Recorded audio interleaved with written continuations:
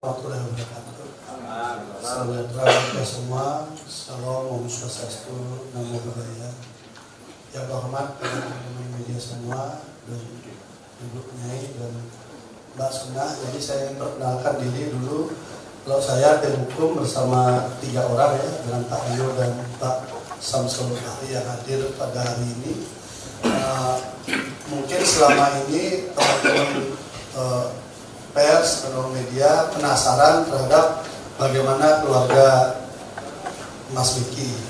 Karena pemberitaan selama ini kan cenderung pada apa yang terjadi yang begitu kelihatan bombastis dan sebagainya.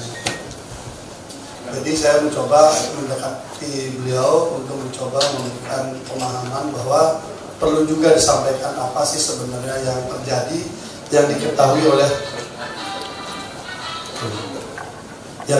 oleh Mbak Sunah ya. Jadi Mbak Sunah ini adalah istri sah daripada Mas Vicky. Dan saya memang silakan. Dan memang saya persilahkan nanti Mbak Sunah lebih banyak menyampaikan apa curahan hatinya, segala hal yang memang selama ini membuat beliau diam. Mungkin selama berapa bulan ya sudah dioyok-oyok, tapi isinya kok nggak pernah kelihatan. Nah jadi beliau kebetulan baru habis melahirkan juga. Jadi ketika ramenya suaminya dibully di berbagai medsos dan sebagainya, itu sebenarnya dalam posisi sedang menyiapkan untuk kelahiran anak yang ke-4. Jadi ada 3 anak sudah ada dan anak ke-4 baru lahir. Ketika masih baru lahir pun belum bisa juga tampil karena secara kejiwaan harus memastikan si bayi bertumbuh kembang dengan baik. Nah sekaranglah secara pelan-pelan beliaunya bisa ingin menyampaikan sesuatu kepada publik sehingga nanti ada keseimbangan pemberitaan, cover board site-nya jalan. Mungkin teman-teman media selama ini kesulitan mengkonfirmasi dan sebagainya. Pelan-pelan karena saya tim hukumnya akan menjembatani ini sehingga nanti cover board site dalam pemberitaan bisa berjalan dengan baik semampu saya. Paling tidak ya karena saya pernah juga jadi wartawan bisa ikut membantu biar beritanya jadi imbang kan begitu kayak gitu. Saya kira itu mungkin pembuka dari saya. Selanjutnya saya persilakan untuk menyampaikan kepada teman-teman media apa yang disampaikan sehingga nanti bisa jelas duduk perkaranya. Terima kasih.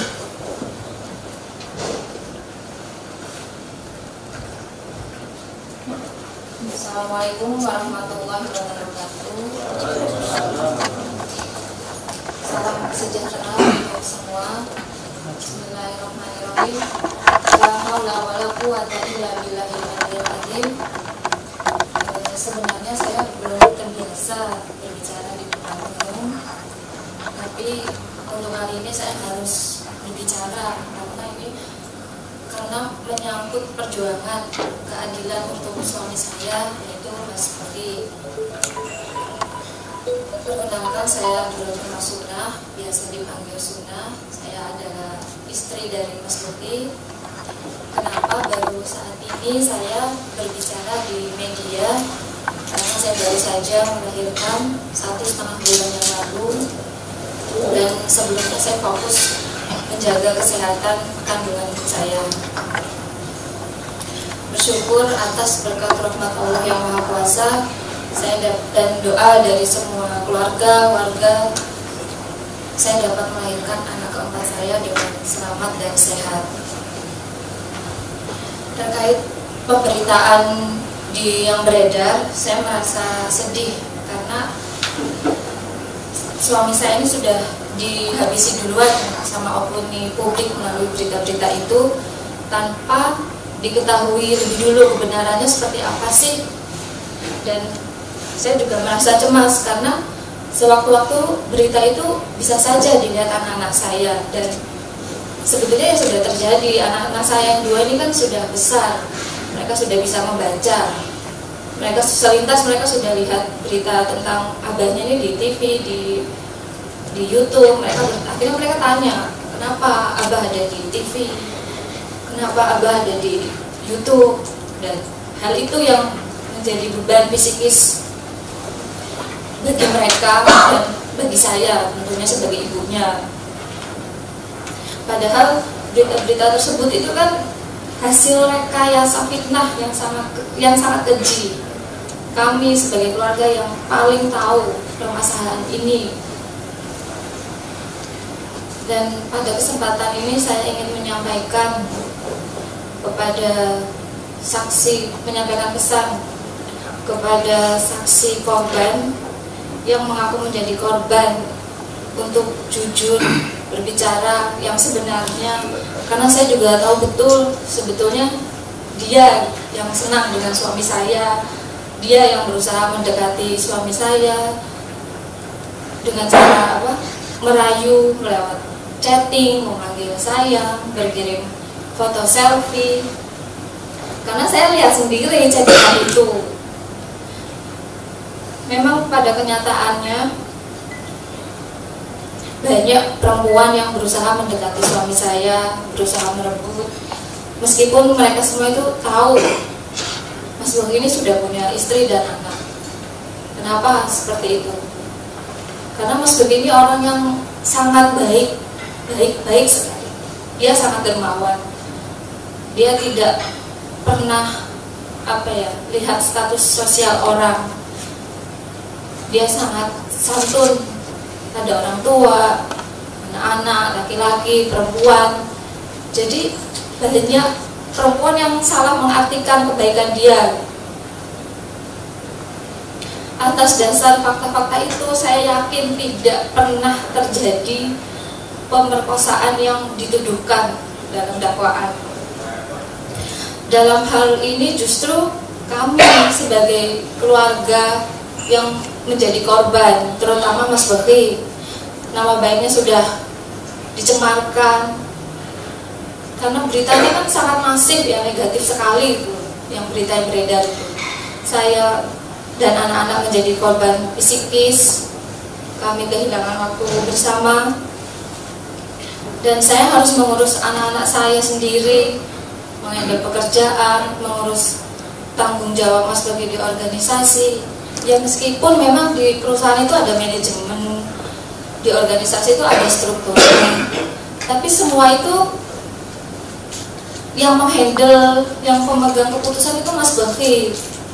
Ibarat kapal ini mau dibawa kemana, dan itu semua ada di tangan Mas Bogi.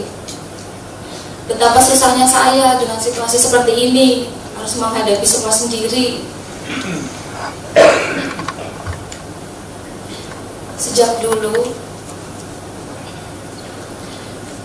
di internal kita memang ada gerombolan tertentu yang bolak-balik istilahnya berkali-kali memfitnah Mas Bogi. Sudah tidak hitungan 1-2 kali Mas Bogi difitnah, itu sudah berkali-kali. Tapi untuk kali ini mereka masukkan ke media. Dan itu yang membuat keluarga ini kan dia tidak terima gitu, marah. Akhirnya berita yang berkembang di media ini kan negatif sekali tentang Mas Bogi.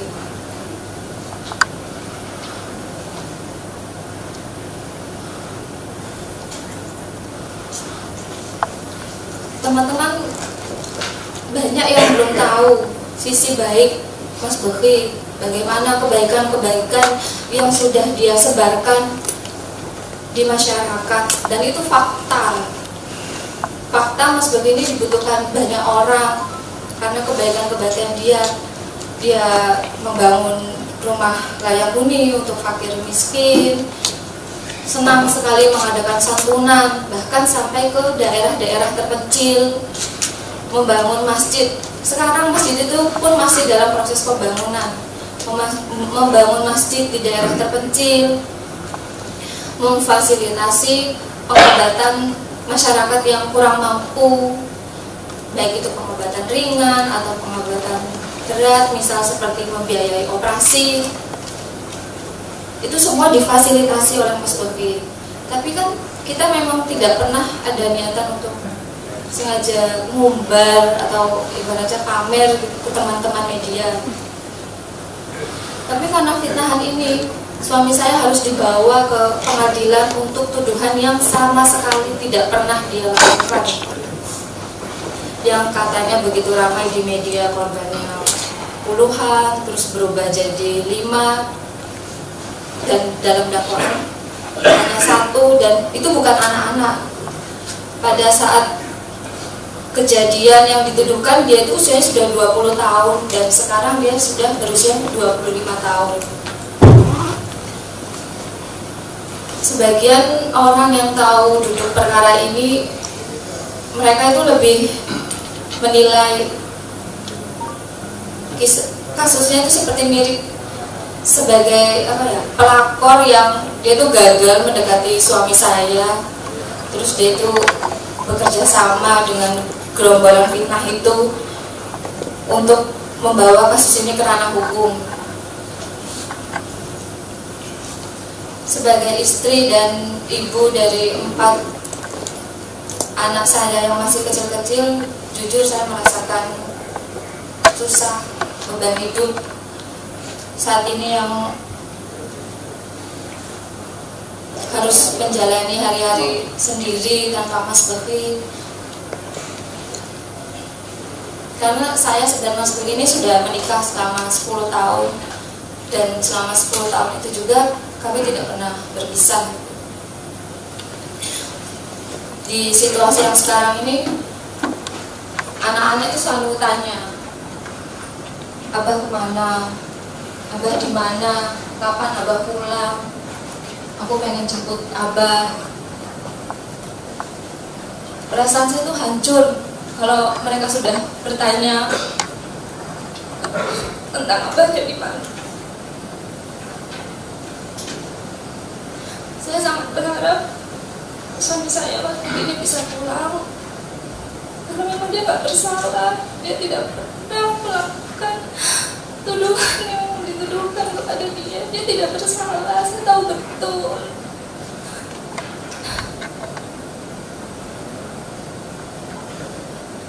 Saya tahu betul bagaimana suami saya. Saya ingin dia pulang.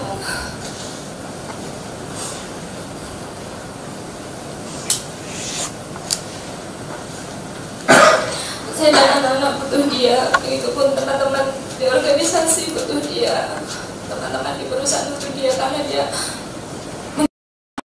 kami.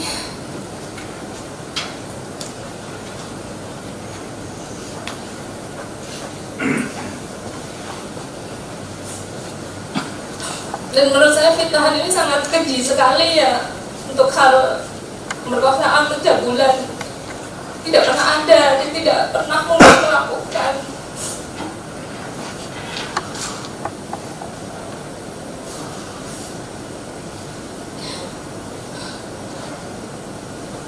Karena kasus ini fitnah dan rekayasa, dan bukan sekali ini saja. Gerombolan itu memfitnah suami saya yang sudah saya katakan di awal. Berkali-kali mereka berusaha memfitnah suami saya dengan tujuan lain di luar kasus hukum ini. Banyak sekali tujuan lain di luar kasus hukum ini. Dan itu sudah banyak yang tahu.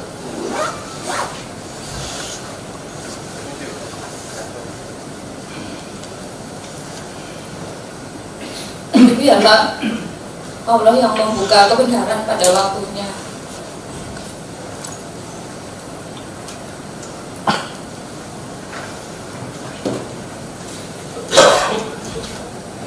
Saya sangat berharap keadilan bisa didapat oleh Mas Bevi, karena dia tidak pernah menyakiti orang lain, dia tidak pernah merugikan orang lain.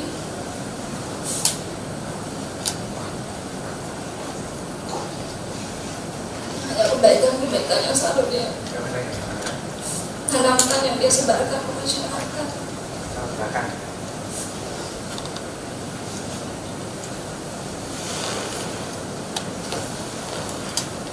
Tolonglah yang mengaku korban bicara yang sebenarnya.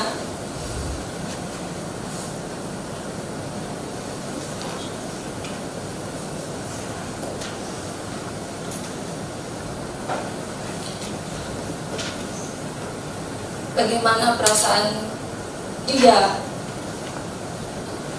Kita sama-sama perempuan, kalau suami kita difitnah sampai dibawa kasus hukum, apalagi kasusnya itu sangat keji, bagaimana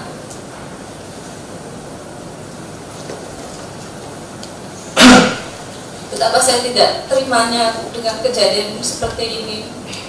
Kalau disuruh jujur, saya jujur nggak terima. Suami saya harus di dalam rutan, dia harus di sana karena tuduhan-tuduhan ini.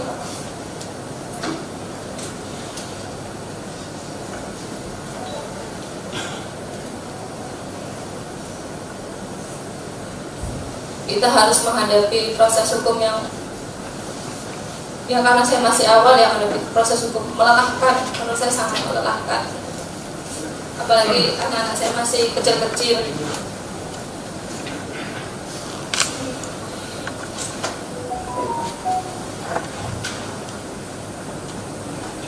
Saya sangat berharap keadilan bisa didapatkan suami saya.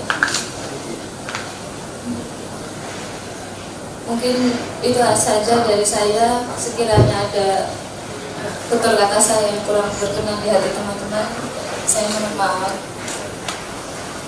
Assalamualaikum warahmatullahi wabarakatuh. Waalaikumsalam. Jadi memang sengaja saya berikan apapun yang disampaikan oleh Mbak Sona, karena mungkin ada sisi lain yang mungkin belum terungkap dari sebuah peristiwa yang hari ini sudah berjalan di pengadilan.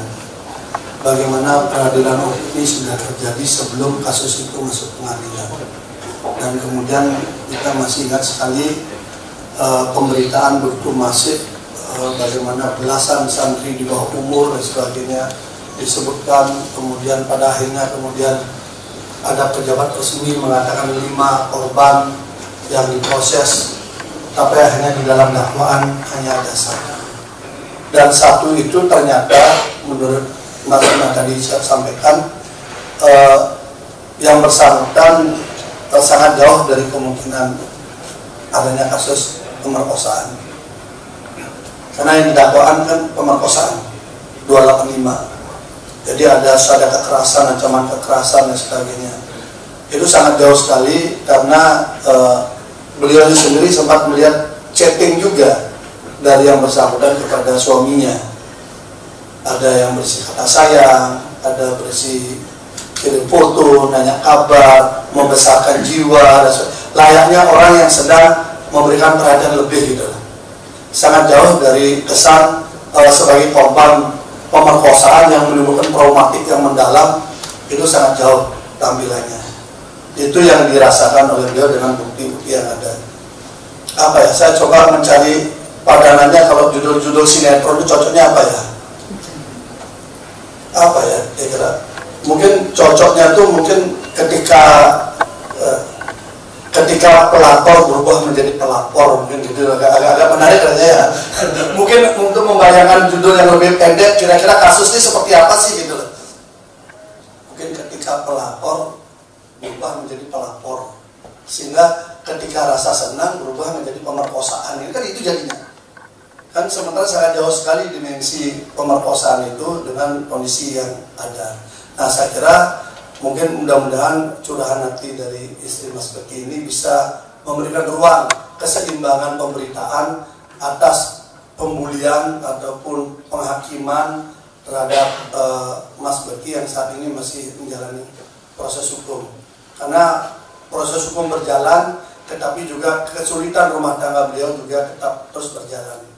Sementara yang melapor sudah bisa eksis di berbagai medsos, membuat kanal statement di media massa atau di YouTube, di media sosial, layaknya seperti bukan seorang korban pemerkosaan. Yang saya tahu biasanya kalau orang korban pemerkosaan itu menutup diri, ketakutan dan sebagainya ya. Ini kok malah eksis, bahkan ada tuntutannya biar berhenti untuk memimpin organisasi, berhenti untuk mengurus pondok dan sebagainya. Sepertinya permintaannya itu permintaan yang targetnya jauh daripada kasusnya itu sendiri gitu. Seperti yang tadi disampaikan, di balik kasus ini sebenarnya ada masalah besar lain untuk menjatuhkan Mas Beki. posisinya adalah beliau anak tunggal yang kemudian diyakini akan menjadi pelanjut daripada apa yang hari ini dikembangkan Pak Kiai. Inilah mungkin yang akan menjadi kendala kalau orang ini mungkin dianggap masih eksis, akan berbahaya. Jadi bagaimana orang ini harus dimatikan segalanya, termasuk nama baiknya, karirnya, semua dimatikan.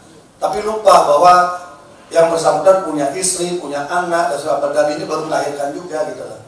Jadi posisinya beliau ini otomatis meninggalkan bayinya dulu untuk jumpa pers dan sebagainya, sekedar untuk memberikan pengimbangan agar jangan satu berita seakan Mas Beki ini seorang predator dan sebagainya. Itu saya kira mungkin beberapa hal yang bisa saya sampaikan. Kalau mungkin mau tanya jawab mungkin sedikit saja, karena ini kan beliau ini kan mohon maaf tidak terbiasa begini gitu. Tapi saya yang memang sempat berdialog karena saya lihat beliau ini sering merenung, sering diam dan sebagainya, mojok. Saya nggak bisa bilang mempunyai bu kayaknya Mbak Sunahnya nggak bisa saya ajak ngobrol, saya sampaikan saja kepada publik, karena sebagai perempuan juga sama gitu loh. Jadi perempuan yang mana sebenarnya jadi korban, anak yang mana sebenarnya jadi korban, kan akhirnya lama-lama publik akan tahu dari kasus ini sebenarnya. Saya kira itu mungkin ada yang bertanya, ya silakan. Sebutkan juga mungkin ininya dari mana.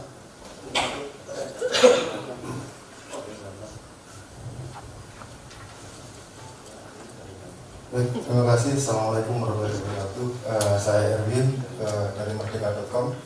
Pertama saya ingin tanya ke Ibu Sunah.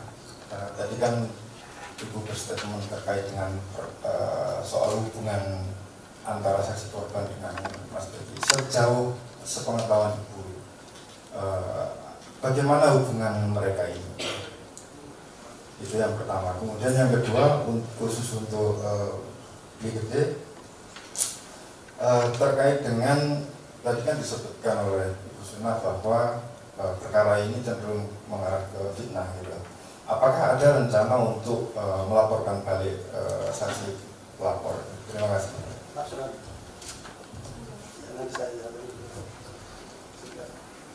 Mas Beki itu tidak kenal, sebelumnya juga tidak pernah kenal, jadi tidak ada hubungan yang spesial pun tidak ada. Intinya Mas Beki tidak kenal dengan saksi korban itu. Tapi kenapa sampai bisa chatting? Karena di pondok itu ya nomor Mas Beki, baik nomor Mas Beki atau nomor saya itu banyak yang tahu, itu biasa. Tapi intinya Mas Beki tidak pernah kenal dengan anak itu sebelumnya. Jadi awal mula memang tidak kenal, ya. Karena mungkin karena muridnya banyak kan gitu ya, dan juga perhatiannya kan tidak di sana. Jadi itu. Tapi kemudian ada komunikasi, ada proses yang pertemukan, kemudian dan sebagainya itu kemudian nanti kita tinggal uji aja yang mana yang benar. Apakah cerita yang dilakukan atau bagaimana. Terkait yang kedua, pertanyaan tadi, memang diatur dalam pasal 242 KUH Pidana. Dan itu menjadi atensi kita, dan itu tentu menunggu setelah pemeriksaan di pengadilan. Jadi ketika pemeriksaan di pengadilan nanti kita buktikan bisa mengarah kepada keterangan palsu, maka pada saat itu kita akan melakukan proses hukum balik kepada siapapun yang bersaksi palsu. Jadi kami sudah baca BAP-nya, BAP-nya itu setebal begini. Mayoritas kesaksian itu, nanti teman-teman boleh lihat, mayoritas kesaksian di dalam BAP itu menurut cerita saudara Meli, menurut cerita si saksi ini bersaksi tentang keterangan daripada keterangan si korban gitu, yang di dalam hukum disebut dengan testimonium de auditur. Jadi bersaksi atas keterangan orang lain gitu, bukan saksi yang melihat, mendengar atau mengalami langsung di peristiwa di lokasi itu gitu loh. Mayoritas saksi yang hampir 40 itu isinya begitu. Nanti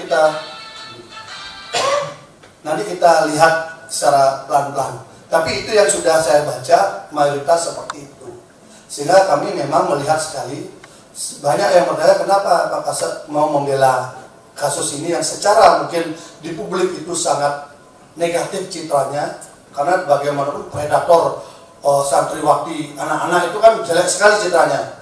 Tapi karena saya bertemu dengan Bu Nyai dengan Mbak Suna, kita lihat ada korban yang sebenarnya sedang tersembunyi yang belum muncul di permukaan. Beliau bilang inilah korbannya gitu. Bukan yang muncul ke permukaan yang kesan membuat narasi sebaliknya gitu. Nah karena itu, kalau seandainya nanti di dalam persidangan kita bisa dan dibuktikan keterangannya itu memenuhi unsur 242, tentu kita akan proses. Itu haknya daripada Mas Beki, tapi tentu itu kuncinya ada di Mas Beki. Karena beliau yang dirugikan langsung. Kalau kami kan hanya penasihat hukumnya saja. Begitu beliau oke, tentu kita akan jalankan. Karena gampang sekali pembuktiannya. Ketika dia membangun alibi A, tempo deliktinya bagaimana, lokus deliktinya bagaimana, dicek dengan saksi yang lain, dicek dengan alibi yang lain, sudah terukur sudah keterangannya itu palsu atau tidak. Nah karena itu dilakukan di atas sumpah dan di depan pengadilan, maka tentu terpenuhi keterangan palsu di depan pengadilan. Itu tentu kami harus menunggu itu. Tapi di atas itu semua sebenarnya yang diharapkan oleh Mbak Suna ini adalah bagaimana Mas Beki segera bisa bergabung dengan istri dan anak-anaknya. Jangan sampai justru terbalik. Jadi teman-teman sudah mulai mungkin sekarang sudah melihat perspektif yang ada. Sebenarnya di balik kasus ini sebenarnya ada kasus besar urusannya yang tidak ada kaitan dengan kasus ini. Ini hanya jalan saja bagaimana Mas Beki bisa jatuh sebagai pelanjut utama dari sebuah lembaga pendidikan yang cukup berkembang pesat dan juga cukup memiliki kemandirian di dalam pengelolaan lembaga pendidikan. Karena dengan berbagai perusahaan yang dimiliki, kerja keras Bu Nyai, kemudian Mas Beki membuat berbagai usaha berkembang dan itu kemudian dipakai membiayai lembaga pendidikan, ini tentu membuat banyak orang juga ingin melirik. Dan kebetulan ada satu anak tunggal. Mungkin kalau Bu Nyai punya anak 5 mungkin sulit untuk dilakukan hal ini. Tapi karena anaknya 1, jadi ini yang mungkin dicari. Inilah cerita di balik cerita yang muncul di pagelarannya yang ada di Pengadilan Negeri Surabaya hari ini. Saya kira itu mungkin yang bisa saya sampaikan. Mungkin yang kedua ada, silakan. Saya jaga dari memorandum.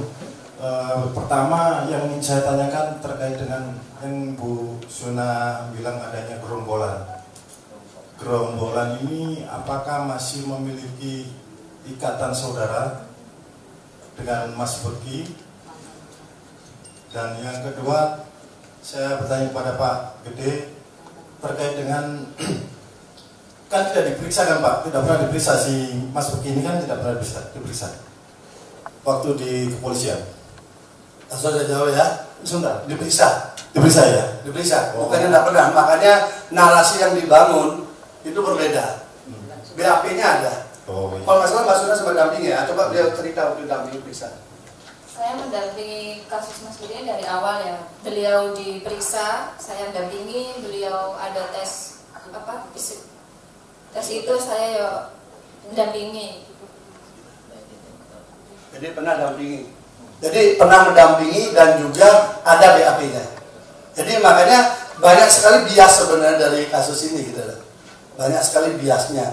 Dan satu hal lagi, sudah berkali-kali dilaporkan dengan berbagai kasus.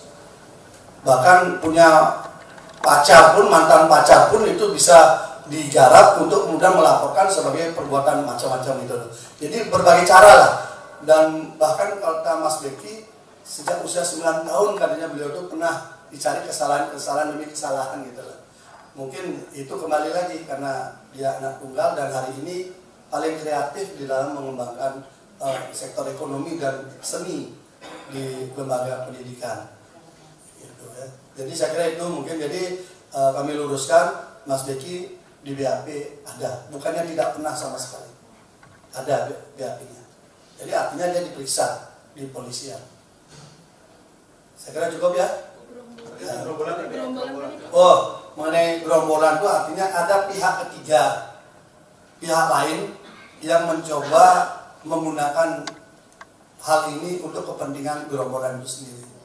Tentu posisinya adalah posisi yang bersangkutan punya agenda yang berbeda, bukan agenda ini. Ini hanya pintu masuk aja untuk bisa merobohkan Mas Beki roboh, kemudian yang lainnya maka lancar. Ada perikatan saudara berarti ya Pak? Ya. Ada perikatan saudara berarti dengan Mas Beki ya?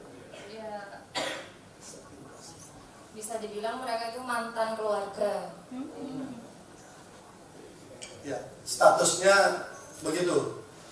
Karena itu bahasa yang langsung diinikan oleh Pak Kiai ya. Langsung diinikan karena sudah diketahui belakangan ini, kemudian ternyata dari dulu sumbernya dari satu tempat itu gitu loh. Sehingga semua salahnya dicari, tapi ujung-ujungnya adalah bagaimana Mas Beki ini tidak bisa lagi mengelola lembaga pendidikan, tidak bisa lagi mengelola hotelnya, tidak bisa lagi mengelola pabrik rokoknya, tidak bisa lagi mengelola berbagai aktivitas yang itu. Tujuannya itu saja.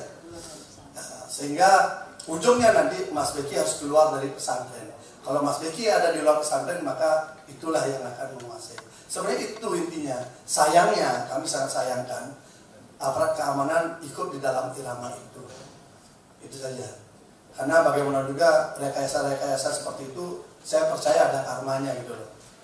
Jadi kalau lembaga-lembaga terus sering merekayasa, nanti kadang-kadang muncul juga jadi rekayasa. Mudah-mudahan kami berharap antara kejaksaan, pengadilan, majelis hakim, dan kami sebagai penasihat hukum sama-sama mencari keadilan fakta persidangan. Jadi kita lihat fakta persidangannya. Jangan terpengaruh oleh berita belasan santri di bawah umur sehingga orang ini dihukum berat. Tidak ada dakwaannya. Jangan dipakai dasar 5 orang korban yang mengadu ke polisi, faktanya hanya 1 dibawa ke kejaksaan menjadi dakwaan. Jadi marilah kita uji satu pelapor ini yang mengaku korban pemerkosaan, yang diketahui oleh Mbak Sunah pernah chatting, pernah manggil sayang, pernah memberikan berbagai perhatian, bahkan kirim foto selfie juga, yang mengaku korban pemerkosaan. Dan itu dilakukan di waktu-waktu di mana waktu dia mengaku diperkosa. Waktunya ya, Mei 2017. Itu ada beberapa bukti digital yang membuktikan itu. Nah, jangan sampai orang tidak bersalah harus dihukum dan orang yang bersalah bisa bebas. Ini saya kira menjadi filosofi bersama, baik majelis hakim, penasihat hukum maupun kejaksaan. JPU. Kami pun sebagai tim penasihat hukum, kalau memang Mas Beki bersalah, hukum. Tapi kalau tidak, fair dong. Bahwa ini ada agenda lain kok. Kalau pemerkosaan itu jelas kok. Ada kajian lepas nggak? Ada ancaman nggak? Ada kekerasan nggak? Ada ancaman kekerasan nggak? Kan itu bisa dibuktikan. Apa benar kejadian 2017, visumnya akhir tahun 2018? Ya. Bagaimana menilai visum yang akhir tahun 2018 untuk sebuah kejadian yang Mei 2017? Apa benar benda tumpulnya siapa itu kan itu? Ini kan urusan forensik, nanti kan kita ketemu di visum. Kemudian ketika visum kedua tahun 2019 terjadi perubahan, tidak dipakai karena berubah. Kenapa dia berubah? Ada benda tumpul lain kah atau bagaimana kan kita nggak ngerti, karena hasil visumnya bahasanya begitu. Nah, tapi kemudian berubah lagi, itu dikembalikan lagi ke awal. Visumnya saja sudah membingungkan. Nanti kita akan tanya dokternya. Mudah-mudahan dokternya profesional, bukan karena melanggar etiknya sendiri. Karena kami baca di BAP, foto dipakai dasar untuk menentukan arah kerusakan selaput darah. Gimana saya nggak ngerti foto apa nanti, kita ingin lihat fotonya kayak apa nanti. Tapi karena sidang tertutup cukup dengar dari saya nanti ya. Kalau sidangnya terbuka mungkin bisa tahu. Karena bukan jam 3, jam 6, jam 13 macam-macam saya nggak ngerti. Nanti biar dokter yang jelasin. Tetapi keanehannya di situ. Mei 2017 visumnya Oktober ke November 2018. Lalu 2019 divisum lagi, berbeda lagi. Hari ini divisum mungkin berubah lagi arah jamnya. Saya kira itu mungkin yang bisa saya sampaikan. Saya kira saya berterima kasih banyak. Paling tidak Mbak Sukna sudah bisa menyampaikan unek-uneknya.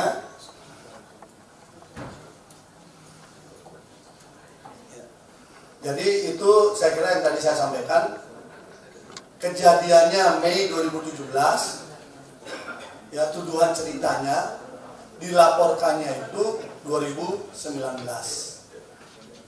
Sudah sekian lama menunggu sebuah kepastian, waktu tidak pasti hanya mengaku diperkosa. Kira-kira gitulah mungkin. Apa tadi judul sinetronnya itu saya lupa tadi? Lu hafal udah. Cocok dari sutradara teman-teman. Jadi saya kira mirip kok jadi kayak begitu kisahnya gitu loh. Kalau melihat dari yang disampaikan Mbak Suna, karena beliau membaca sendiri ininya, chattingnya gitu loh, dikasihkan lihat. Ini untuk mungkin baru cerita, kalau mungkin dulu Mbak Suna cerita, mungkin tidak akan sebias ini ceritanya kan gitu. Tapi nggak apa-apa, lebih baik terlambat daripada tidak sama sekali. Saya kira itu mungkin dari saya. Satu lagi ya.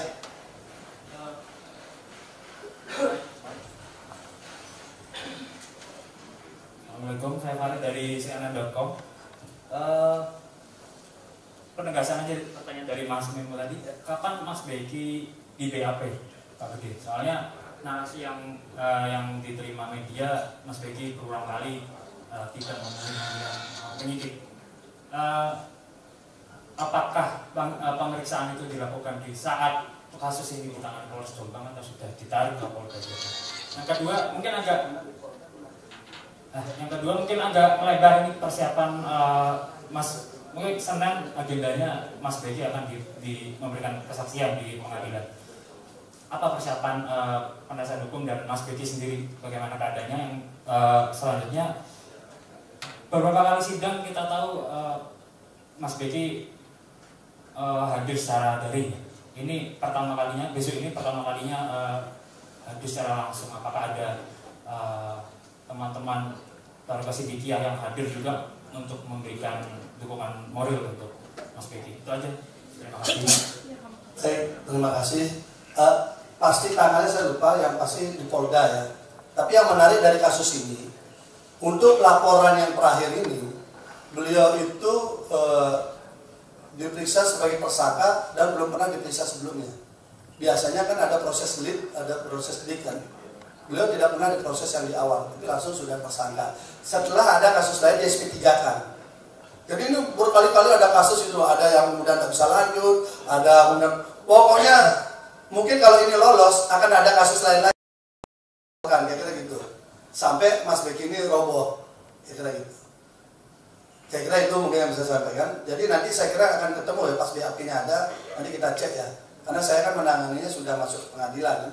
Bukan waktu sebelum itu saya belum menangani. Tapi ada, BAP-nya sempat saya baca dan beliau menyampaikan dengan tegas dua peristiwa. Jadi kita sama-sama ya, JPU, hakim dan penasihat hukum sama-sama mainnya jelas. Satu, kita bicara ada satu orang korban, usia 20 tahun waktu kejadian dan hari ini 25 tahun. Itu satu. Yang kedua, orang ini menceritakan dua peristiwa. Dua peristiwa, yaitu bulan Mei tanggal 8 ya, 7 dan 8 ada peristiwanya bersambung. Kemudian yang satu lagi 18. Jadi dua peristiwa ini tempo deliktinya kita cek, lokus deliktinya kita cek. Nah nanti kita uji. Kalau dua-duanya ini ternyata fakta, oke. Tapi kalau victim, saya harap fair juga gitu. Kalau versi Mas Beki, dua-duanya nggak ada. Tapi kalau jejak digital ngirim pesan, itu pasti ada. Masih ada, gitu. Itu aja kira-kira yang bisa saya sampaikan. Jadi yang pertama saya lupa tanggalnya, tapi ada BAP-nya dan itu sudah posisi tersangka ya. Dan itu di Polda ya masalah ya. Nah, itu, di Polda. Kemudian kalau narasi dibangun, ya saya kira wajar lah. Nah ini yang saya kira yang kurang fair juga. Bagaimana mestinya semua dilakukan on the track secara hukum. Tidak membangun opini dulu secara masif sehingga targetnya jadi melenceng. Kesannya ada pesanan lain di balik gerakan ini, kebaca jadinya gitu loh. Padahal kalau ditahapkan dengan baik kan semua akan terukur. Tapi dengan dibesarkan ceritanya, diebohkan dulu, dibuat seram sehingga orang sudah langsung menghujat, menghakimi dan sebagainya, ini mendonkan keluarga besar beliau, terutama istri dan anak-anaknya. Ini baru pelan-pelan pulih setelah tahu dakwaannya. Kenapa dakwaannya tinggal satu, yang ngomong-ngomong gerombolan, yang ngomong belasan santri di bawah umur itu kemana dia? Ya enak saja nggak bertanggung jawab. Udah lempar bikin status di FB, bikin status di medsos, bikin video macam-macam, nuduh ini itu, aman saja. Seperti seakan tidak pernah terjadi, tapi kan nama yang disebutkan sudah rusak. Kemudian muncul statement dari Kapolda, bilang 5 korban yang ini diproses. Ternyata 1 korban. Dan 1 ini otentik di dakwaan itu yang ada. Kenapa 1? Jaksa yang tahu. Gitu. Saya kira itu mungkin karena 1. Makanya saya bilang tadi, kita semua, mari kita kalau memang mencintai keadilan, kita uji. 1 dakwaan ini untuk 1 orang korban. 1 orang korban ini dia menceritakan 2 peristiwa. Udah ini aja kita uji di pengadilan. 1 korban, 1 yang mengaku korban berbicara tentang 2 peristiwa berselisih 10 hari. Benar atau tidak? Itu aja nanti kita buktikan di dalam sidang-sidang. Walaupun karena sidang asusila ya sifatnya tertutup. Tapi sebenarnya kalau kita renungkan apanya sudah tertutup. Pembuliannya dilakukan terbuka semua kok. Pembuliannya sudah luar biasa, terbuka semua, sudah sangat masif. Karena itu kenapa kami ngotot melakukan itu offline, karena biar betul-betul terbuka masalahnya. Kalau dengan offline, saya yakin teman-teman media juga lebih dapat informasi lebih objektif. Saya pun sebagai tim penasihat hukum kan tidak mungkin menghafal saksi kan, pasti terdakwa yang tahu. Dengan terdakwa ada di sebelah saya bisa bertanya, siapa ini? Bagaimana perannya? Sehingga datanya bisa lebih valid kita untuk mengkonfirmasi, meng-cross-check apa yang terjadi. Sehingga keadilannya bisa muncul. Saya kira itu mungkin yang bisa kami sampaikan. Saya berterima kasih banyak. Mohon maaf apabila keluarga dari Mas Beki baru kali ini muncul.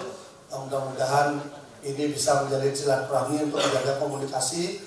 Ke depan kami akan berusaha menjembatani kalau ada kebutuhan informasi untuk lebih lanjut. Sehingga teman-teman, Bapak Ibu sekalian, teman-teman media bisa mendapat nanti kalau ada pemberitaan akurasinya lebih berimbang. Cover site-nya lebih berjalan dengan baik. Saya kira itu yang bisa saya sampaikan. Oh, persiapan. Kalau persiapan offline, saya sudah ketemu sama beliau, Mas Beki. Beliau menyatakan sudah siap ya. Artinya mudah-mudahan dengan langsung begitu, mata ketemu mata, hati ketemu hati, nurani ketemu nurani, mudah-mudahan nanti keadilan akan muncul. Itu saja. Karena mungkin sidangnya tertutup, para perekayasa, para pendoktrin tentu tidak bisa masuk di dalam sidang. Kalau di tempat-tempat lain dia bikin video bisa mendoktrin untuk bicara A, B, C, D. Tapi kalau dalam sidang kan dia harus mempertahankan cerita dia sendiri.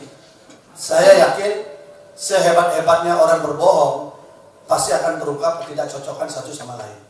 Ini pengalaman saya menjadi lawyer ketika memeriksa saksi. Kalau saksi itu terlalu banyak bercerita tentang tidak sebuah peristiwa, pasti akan ketemu sisi-sisi tidak pasnya. Jadi saya ingatkan tadi, ini kasus pemerkosaan ya. Kasusnya kasus pemerkosaan, pasal pemerkosaan, bukan yang lain. Sehingga kita uji aja, ada pemerkosaan atau tidak, ada peristiwanya atau tidak. Itu aja. Udah kan? Ada masa yang datang. Oh, soal itu. Enggak. Jadi sebenarnya tidak perlu terlalu banyak aparat. Karena sejak awal, jadi dari pihak Mas Beki tidak. Karena kami sangat mempercayakan proses peradilan itu, apalagi sidang tertutup. Karena sidang tertutup ini kan tidaklah dibuka semua, kan sedikit orang di dalam. Percayakan saja dengan aparat keamanan. Dan selama ini sidang kan tidak ada juga. Selama sidang juga nggak ada. Jadi memang diciptakan sebuah horor, ketakutan yang luar biasa, kejahatan yang luar biasa, sesuatu yang luar biasa, padahal biasa-biasa saja gitu loh. Jadi saya pun kaget ketika pertama kali nangani kasus ini, turun dari mobil, tiba-tiba sudah begitu banyak gitu loh. seperti hanya kita menangani kasus-kasus yang rawan publik itu. Padahal enggak. Tapi nggak tahu lagi kalau dari pihak gerombolan ya, itu bukan wewenang kita lah. Kalau ya itu biarkanlah aparat keamanan yang mendeteksinya. Itu aja saya kira. Jadi tidak ada. Mari kita sama-sama berikhtiar untuk mencari tahu bagaimana posisi kasus ini sebenarnya. Benar nggak ada pemerkosaan atau tidak? Kan itu intinya.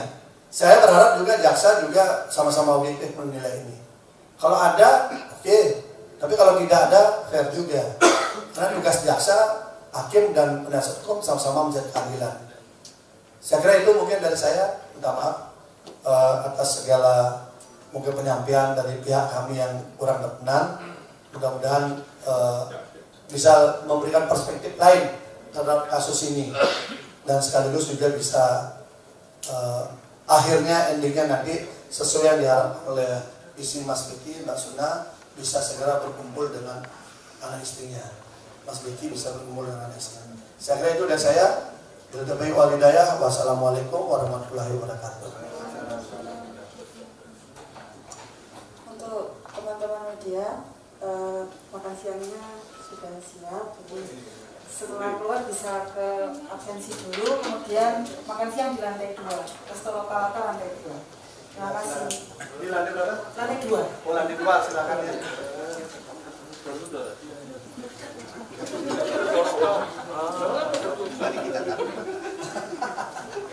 Tatap mata, tatap hati, baru lagi. Kan udah. Udah lagi. Kurang pos up. Lagi.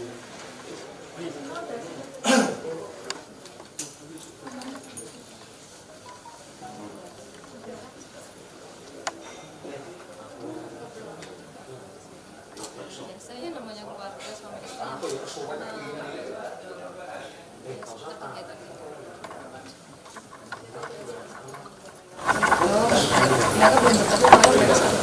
Ya takut trauma kan. Kalau diajak ke penjara kan trauma kan. Namanya anak-anak. Saya khawatir anak-anak saya berbeda. Pak Yai ada, tapi belum pernah ketemu Mas Beki karena Kesehatan. kondisi kesehatan. Ibu sendiri. Yang jelas Pak Yai dan Ibu sangat berharap juga untuk Mas Beki bisa pulang, Ibu bisa sendiri mendapatkan keadilan. percaya nggak Mas Beki lakuin itu? Ya tidak percaya. Harapannya gimana? Ya harapannya itu tadi, saya sangat berharap Mas Beki dapat keadilan dan Mas Beki bisa pulang kembali pada bersama kami keluarga. Akan datang ke persidangan, Mbak? Ya insya Allah saya selalu datang, lalu damping Mas Beki dari awal kasusnya. Keluarga. Semuanya support. Ibu mungkin bisa ditegaskan lagi Bu bahwa katanya kan ini kasus ini hanya jalan, ternyata ada agenda besar lain, mungkin bisa dijelaskan indikatornya, terus pelakunya Rombolan nanti aja diungkap itu.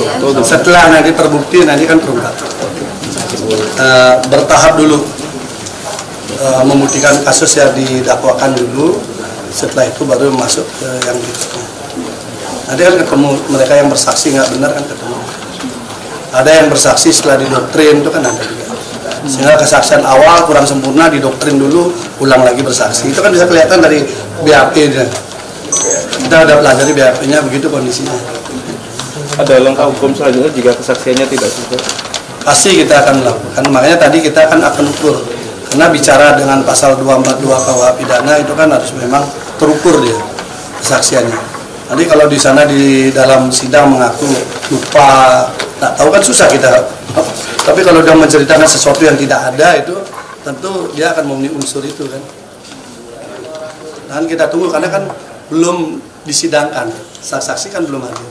Kita tinggal tunggu begitu saksinya hadir. Kalau ternyata kesaksiannya tidak valid, tentu kita akan lakukan langkah. Tapi kuncinya tetap Mas Beki, mau enggak kan gitu. Kan tergantung beliau juga kan. Pak, kenapa anggota sidang offline menghadirkan Mas Beki? Teman-teman senang kan kalau sidangnya offline kan? Iya. Kan saya wartawan, tahu yang kau mau. Kalau kayak gitu sepi-sepi aja kan. Nah, tapi di balik itu semua ada hal yang prinsip, yaitu kalau saksi bicara dengan orang yang dituduhkan ketemu di situ, secara psikologis itu akan terlihat orang itu bohong atau tidak. Sama dengan kita semua. Kita ngomongin jelekin orang, orangnya nggak ada, bisa semangat 45. Tapi ketika orang yang kita jelekkan itu ada di depan kita, dan itu yang kita ceritakan adalah fitnah, pasti berbeda kan psikologisnya kan. Karena itulah saya sebagai penasihat hukum meminta agar offline. Alasan saya sederhana, virus semua di mana-mana sama. Virus Jakarta, virus Surabaya, dan virus Denpasar sama. Kalau di sana bisa sidangnya hadir terdakwanya, kenapa virus itu, gara-gara virus kita tidak bisa menghadirkan terdakwa di Surabaya. Atau juga teman-teman senang, nanti kesaksian demi kesaksian juga bisa lebih teruji. Sehingga kebenaran dan keadilan sama-sama kita temui. Mudah-mudahan pelan-pelan akan terlihat lah. Kami menunggu proses yang lebih berimbang itu. Jadi kalau offline itu kepentingannya banyak. Kepentingan keadilan, kepentingan keluarga Mas Beki, kepentingan saya kira mereka yang meyakini ini benar atau tidak dan sebagainya. Kan banyak sekali di luar sana publik sudah terkecoh bahwa ini kasus yang sangat jahat kan gitu. Lupa bahwa di sini ada hal lain, perebutan dan sebagainya yang sebenarnya jauh dari dimensi kasusnya. Intinya adalah Mas Beki anak tunggal yang disebut sebagai pelanjut, sehingga orangnya ini sebagaimana caranya biar tidak bisa disangka lagi. Gitu. Bacanya tadi menjelaskan ada mantan keluarga berjasa, mungkin nanti akan tahu. Ada rasa dari pondok pesantren? Enggak, dari kami enggak ada. Kami serahkan pada aparat semua akan berjalan. Kalau dari sana belum tahu. Biasanya siapa Mas Beki di Surabaya yang menggantikan posisi Mas Beki, apakah atau gimana? Ya otomatis saya yang menghandle sementara pekerjaan organisasi ya, termasuk hotel semua itu. kalau hotel juga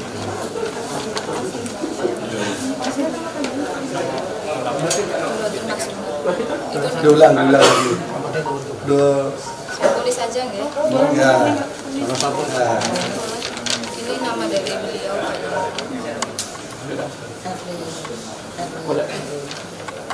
Kalau nama asli, nama kecil.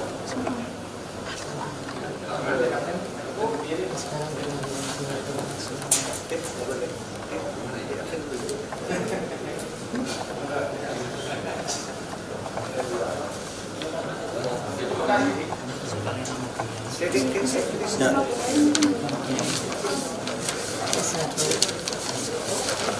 Kali ini punya Islam Baswedan yang datang. Ada ini nggak? Tahu mana anak-anak kan nggak boleh muncul dia kasihan. Di apa namanya? Jadi kayak begitu kan, tapi kami nggak bisa tahu. Tapi kalau kondisi punya gimana, sehat? Sejauh ini Harus sehat, ya, harus kuat ya. harus sehat karena beliaunya sudah sepuh. Kayaknya sudah kondisinya gitu. Kalau doa bersama di kami harus sehat. Itu kalau nggak salah dari sini udah paling kan? Iya, ada doa bersama itu dari dulu. Tiap hari berarti. Tiap hari itu Secara semua. Sama kayak yang kemarin habis itu ya, kayak. ya dari dulu sudah ada doa bersama. Sampai Baik, terima kasih. Kasih ya. Kalau bersama itu sekolah para rekor itu dari warga sedikit.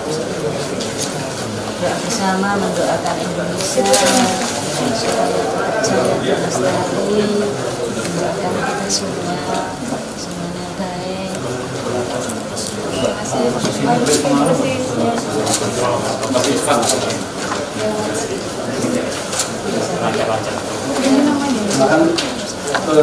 lancar-lancar. Lantai dua.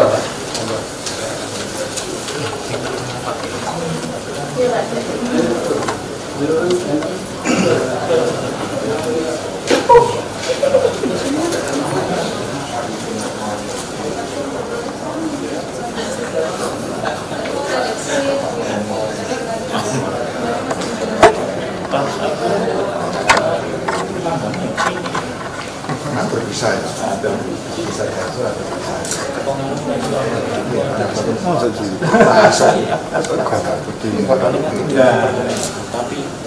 Ya,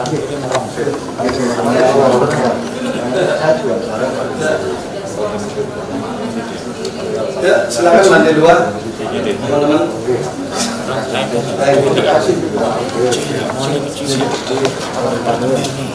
Ngobrol kalau lihat juga yang bersarapan. Tapi ya jam.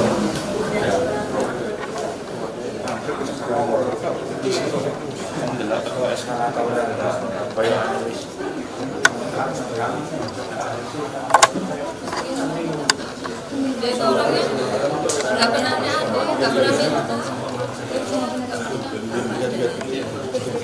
nggak pernah minta. 6 tidak terbuka.